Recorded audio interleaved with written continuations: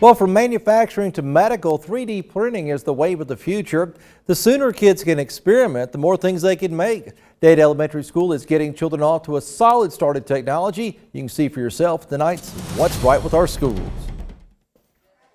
STEM is an acronym. It stands for Science, Technology, Engineering, and Math.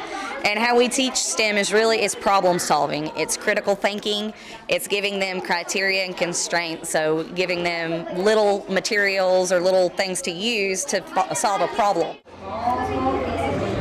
But now we've got these wonderful 3D printers. I'm trying to get some coding robots and stuff. So we're doing a lot of coding and 3D printing. And with the 3D printing, there's lots of jobs that do 3D printing now. And now over at our middle school, they are involved in the NASA Hunch program. As of right now, we are the only school 3D printing for NASA Hunch for the International Space Station for the industrial level. We try to make the astronaut's life a little bit simpler up in space. So we had just released this last year the tape dispenser. That was probably our large project. We have a few more that we're working on right now. It goes through a lot of trial and error. So it takes about 3 years from a start to finish to actually get something up in space after testing.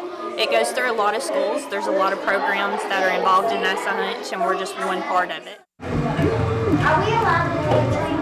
The younger they are, the less overwhelmed they are by all the technologies. So when they get to the middle school, they're not going to be like, well, I don't know what this is. They're going to know those 3D dimensions. But it's just preparing them for the future and getting them, the younger we get them, I think the better it is. And these guys are so good at problem solving right now, so it's just wonderful to see their thinking in their mind and the way it works.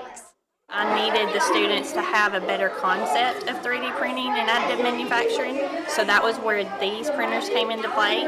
So they can have the concept before they get to 6th through 8th grade, where they're actually doing industrial level for NASA. It is a growing industry, a large billion-dollar industry, and it evolves in not just manufacturing but also medical. So there's a lot that they can do, and it's going to end up in people's garages. So, you know, one day you're going to need a part for your washing machine. You got to be able to 3D print one. So we're just teaching them, you know, life skills.